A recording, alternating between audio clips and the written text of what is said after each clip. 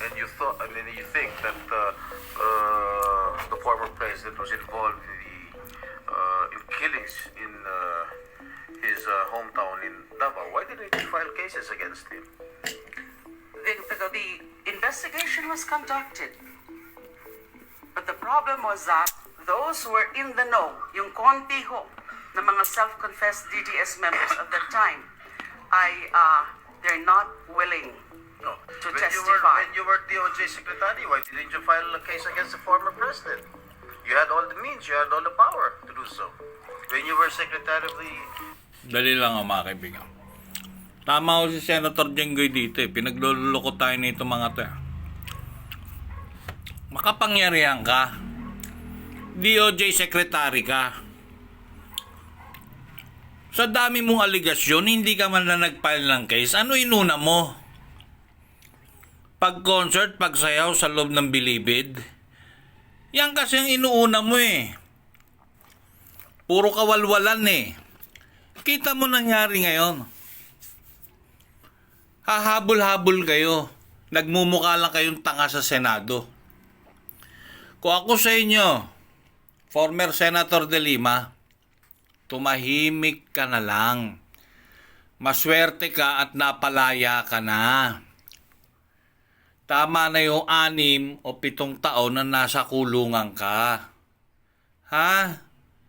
Tuloy.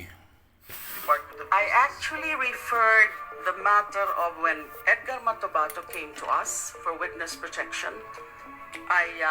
Refer ko po uli yung the DDS matter So what to happened? wala po.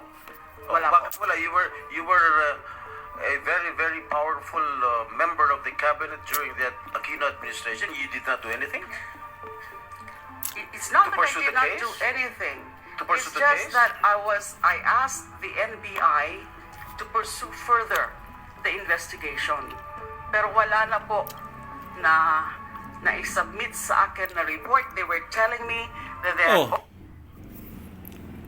Ikaw, DOJ Secretary, hindi mo nabigyan ng pressure ang NBI na magbigay sa'yo ng report? Masyado nyo kasing minaliit si Duterte. Ang akala nyo, hindi siya uupo sa pinakamataas na posisyon ng gobyerno ng ating bansa. Masyado nyo minaliit na akala nyo sa mga konting pautot nyo sa media, kakagatin, at lumabas, kayo ang bida-bida. Tandaan nyo ang mga Pilipino ngayon.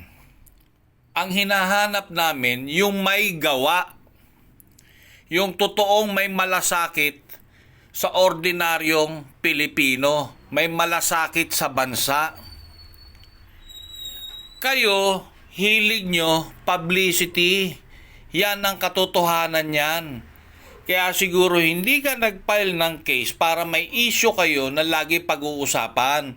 Kasi kung nag-file kayo ng kaso, sigurado ko mananahimik yan dahil nasa husgado na. Dahil nasa korte na.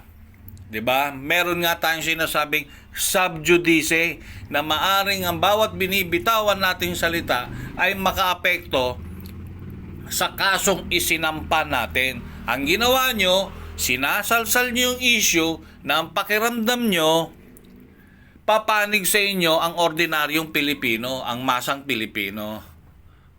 Di ba? also so much difficulty accessing possible witnesses. All right. Just a brief manifestation. Kanina mention was made of a resource person na iimbitahin din natin to the next hearing. And a personal detail about that resource person. Gusto ko lang i-make off record na it is already common knowledge na dahil... Nako, tumigil ka na. Tumigil ka na, Risa. Hindi mo lang kasi naintindihan ang nais iparating ng dating Presidenteng Duterte. Hindi mo rin naintindihan ang sentimiento ng ordinaryong Pilipino na ang tanging gusto namin ay maging ligtas kami sa araw-araw na ginagawa namin. Hindi ba? Kaya yung mga katwiran nyo, sablay, bulok. Ang ginagawa nyo lang, konsentrentado kayo sa paninira sa mga Duterte. Hindi nyo nga nasisilip yung ang sablay at saka kapalpakan ng gobyerno ngayon eh. Silipin nyo. Pambira kayo. Sige.